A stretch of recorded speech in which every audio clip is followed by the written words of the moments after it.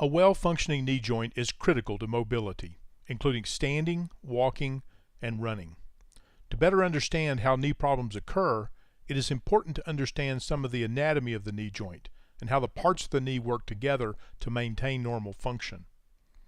The important structures of the knee can be divided into several categories. These include bones, joints, ligaments, tendons, muscles, nerves, and blood vessels. First, let's define some common anatomic terms as they relate to the knee. This will make it clearer as we talk about the structures later. Many parts of the body have duplicates, so it is common to describe parts of the body using terms that define where the part is in relation to an imaginary line drawn through the middle of the body. For example, medial means closer to the midline, so the medial side of the knee is the side that is closest to the other knee. The lateral side of the knee is the side that is away from the other knee. Structures on the medial side usually have medial as part of their name, such as the medial meniscus. The term anterior refers to the front of the knee, while the term posterior refers to the back of the knee. So the anterior cruciate ligament is in front of the posterior cruciate ligament. The knee is the joint where the femur and the tibia meet. The patella, or kneecap as it is commonly called, is made of bone and sits in front of the knee. The knee joint is a synovial joint. Synovial joints are enclosed by a ligament capsule and contain a fluid called synovial fluid that lubricates the joint. The end of the femur joins the top of the tibia to create the knee joint. Two round knobs called femoral condyles are found on the end of the femur. These condyles rest on the top surface of the tibia. This surface is called the tibial plateau. The outside half, the farthest away from the other knee, is called the lateral tibial plateau, and the inside half, closest to the other knee, is called the medial tibial plateau. The patella glides through a special groove formed by the two femoral condyles called the patellofemoral groove. The smaller bone of the lower leg, the fibula, never really enters the knee joint. It does have a small joint that connects it to the side of the tibia. This joint normally moves very little. Articular cartilage is the material that covers the ends of the bones of any joint. This material is about 1/4 of an inch thick in most large joints. It is white and shiny with a rubbery consistency. Articular cartilage is a slippery substance that allows the surfaces to slide against one another without damage to either surface. The function of articular cartilage is to absorb shock and provide an extremely smooth surface to facilitate motion. We have articular cartilage essentially everywhere that two bony surfaces move against one another or articulate. In the knee, articular cartilage covers the ends of the femur, the top of the tibia, and the back of the patella. Ligaments are tough bands of tissue that connect the ends of bones together. Two important ligaments are found on either side of the knee joint. They are the medial collateral ligament, or MCL, and the lateral collateral ligament, or LCL. Inside the knee joint, two other important ligaments stretch between the femur and the tibia. The anterior cruciate ligament, or ACL, in front, and the posterior cruciate ligament, or PCL, in the back. The MCL and the LCL prevent the knee from moving too far in the side-to-side direction. The ACL and the PCL control the front-to-back motion of the knee joint.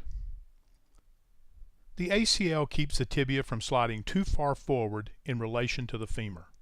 The PCL keeps the tibia from sliding too far backward in relation to the femur. Working together, the two cruciate ligaments control the back and forth motion of the knee. The ligaments, all taken together, are the most important structures controlling the stability of the knee.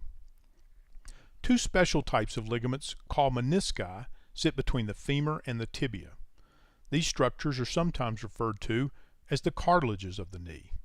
But the menisci differ from the articular cartilage that covers the surface of the joint. The two menisci of the knee are important for two reasons. One, they work like a gasket to spread the force from the weight of the body over a larger area. And two, they help the ligaments with stability of the knee.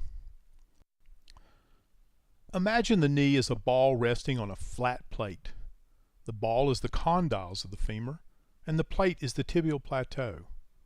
The menisci actually wrap around the round condyles to fill the space between it and the flat tibial plateau. The menisci act like a gasket, helping to distribute the weight from the femur to the tibia. Without the menisci, any weight on the femur will be concentrated to one point on the tibia. But with the menisci, weight is spread out across the tibial surface. Weight distribution by the menisci is important because it protects the articular cartilage on the ends of the bones from excessive forces. Without the menisci, the concentration of force into a small area on the articular cartilage can damage the surface, leading to degeneration over time. In addition to protecting the articular cartilage, the menisci help the ligaments with stability of the knee. The menisci make the knee joint more stable by acting like a wedge set against the bottom of a car tire. The menisci are thicker around the outside, and this thickness helps keep the round femur from rolling on the flat tibia. The menisci convert the tibial surface into a shallow socket. The socket is more stable and more efficient at transmitting the weight from the upper body than a round ball on a flat plate. The menisci enhance the stability of the knee and protect the articular cartilage from excessive concentration of force. Taken all together, the ligaments of the knee are the most important structures that stabilize the joint. Remember, ligaments connect bones to bones. Without strong, tight ligaments to connect the femur to the tibia, the knee joint would be too loose. Unlike other joints in the body, the knee joint lacks a stable bony configuration. The hip joint, for example, is a ball that sits inside a deep socket. The ankle joint has a shape similar to a mortise and tenon, a way of joining wood used by craftsmen for centuries. Tendons are similar to ligaments, except that tendons attach muscles to bones. The quadriceps tendon connects the large quadriceps muscle of the thigh to the patella.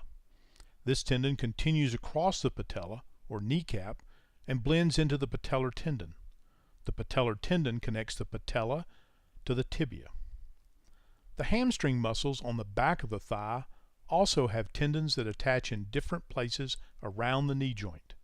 These tendons are sometimes used as tendon grafts to replace torn ligaments in the knee joint. The extensor mechanism is the motor that drives the knee joint and allows us to walk.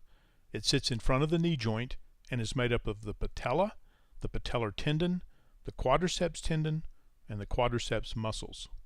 The four quadriceps muscles in front of the thigh are the muscles that attach to the quadriceps tendon. When these muscles contract, they straighten the knee joint, such as when you get up from a squatting position. The way in which the kneecap fits into the patellofemoral groove on the front of the femur and slides as the knee bends can affect the overall function of the knee. The patella works like a fulcrum, increasing the force exerted by the quadriceps muscles as the knee straightens. The hamstring muscles are the large muscles in the back of the thigh. When these muscles contract, the knee bends. The most important nerves around the knee are the tibial nerve and the common peroneal nerve in the back of the knee. These two nerves travel to the lower leg and foot, supplying sensation and muscle control. The large sciatic nerve splits just above the knee to form the tibial nerve and the common peroneal nerve. The tibial nerve continues down the back of the leg, while the common peroneal nerve travels around the outside of the knee and down the front of the leg to the foot. Both of these nerves can be damaged by injuries around the knee. The major blood vessels around the knee travel with the tibial nerve down the back of the leg. The popliteal artery and the popliteal vein are the largest blood supply to the leg and foot.